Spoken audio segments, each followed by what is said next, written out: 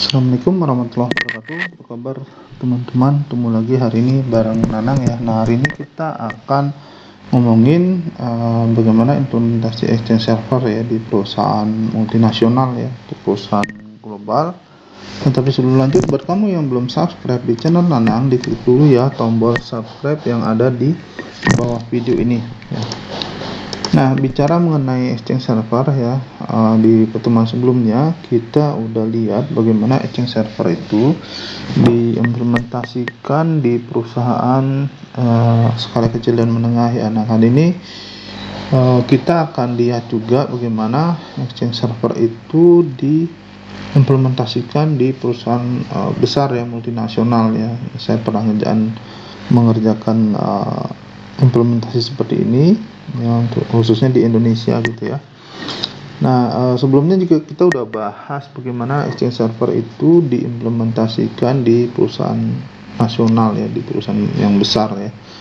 Nah, di perusahaan multinasional ini itu perusahaan yang kantor pusatnya di luar negeri ya, di Amerika. Jadi perusahaan ini punya banyak cabang di banyak negara ya, salah satunya di Indonesia ya, kemudian ada juga di Singapura ya, kemudian ada di Kanada, ada di Jerman, di Inggris ya, dan kantor pusatnya di Amerika gitu ya. Jadi hampir semua negara ini perusahaan ini ada ya. Kemudian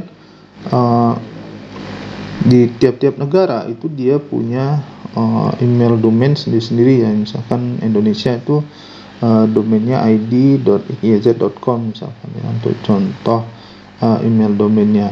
Nah, kemudian di Indonesia itu hanya ada domain controller ya, sedangkan Exchange servernya ya. Jadi Exchange servernya itu nggak ada di Indonesia ya. Exchange servernya itu ada di region tertentu ya. Jadi dalam hal ini Exchange servernya itu ada di data center Singapura ya. Jadi Exchange server itu ada data center Singapura, mailbox Exchange server itu adanya di Singapura. Jadi di sini itu merupakan mailbox server untuk kawasan Asia Pasifik gitu ya, misalkan Singapura, ASEAN ya, dan juga Australia dan sebagainya seperti itu. Jadi itu masuk ke Exchange server yang ada di Singapura ya. Mailboxnya untuk Indonesia dan sekitarnya itu ada di data center Singapura.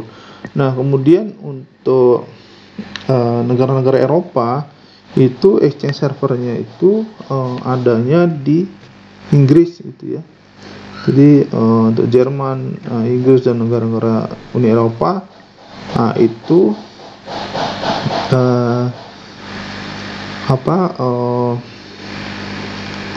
mailboxnya itu ada di Inggris gitu ya. Nah, sedangkan untuk Amerika Selatan, Amerika Utara ya, dan daerah-daerah sekitar itu untuk mailboxnya itu ada di data center Amerika ya, di Amerika Serikat seperti itu.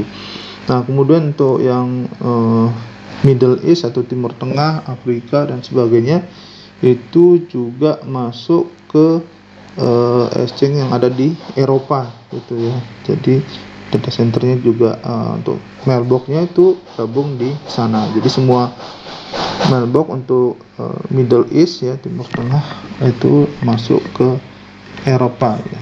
Biasanya dikenal sebagai EMEA ya, Europe dan Middle East Asia itu gabungnya di Eropa seperti itu ya. Dan semua negara ini itu terkoneksi menggunakan wide area network secara global ya. Jadi semua negara terkoneksi wide area network ya. Jadi mereka bisa mengakses email ya dari manapun gitu ya. Jadi walaupun kita di Indonesia itu email servernya bisa yang diakses yang dari Singapura gitu. Dan mereka juga ini menerapkan sistem DAG ya, high availability DAG. Jadi mailboxnya itu saling direplikasi satu sama lain untuk meningkatkan ketersediaan atau high availability seperti itu. Jadi inilah kira-kira contoh bagaimana penerapan Exchange server di perusahaan multinasional. Yang jelas mereka semua terkoneksi ya menggunakan wide area network internasional ya, internasional menggunakan provider internasional seperti itu ya. Dan masing-masing tidak di setiap negara ada exchange servernya ada di region tertentu seperti itu, di data center region tertentu, misalkan ada di Amerika Serikat ya untuk Amerika Utara dan Amerika Selatan, kemudian untuk Middle East, Timur Tengah dan Eropa adanya di Inggris, kemudian untuk Asia Pasifik itu mailboxnya ada di data center Singapura seperti itu. Jadi di sinilah kira-kira teman-teman bisa lihat bagaimana exchange server itu diterapkan di skala multinational company ya, perusahaan global.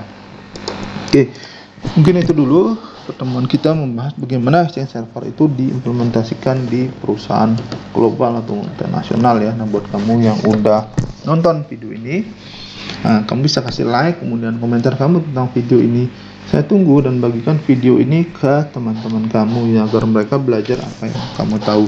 Nah, kunjungi blog saya, linknya ada di bawah video ini juga, dan pastiin buat kamu yang belum subscribe dari kemarin nih, ditungguin ya, diklik tombol subscribe-nya yang ada di bawah video ini ya, gratis, dan bunyikan belnya ya. Jadi kalau ada video baru dari saya itu nanti langsung akan muncul notifikasinya ya di YouTube kamu ya. Oke, terima kasih. Sampai jumpa kembali. Assalamualaikum warahmatullahi wabarakatuh.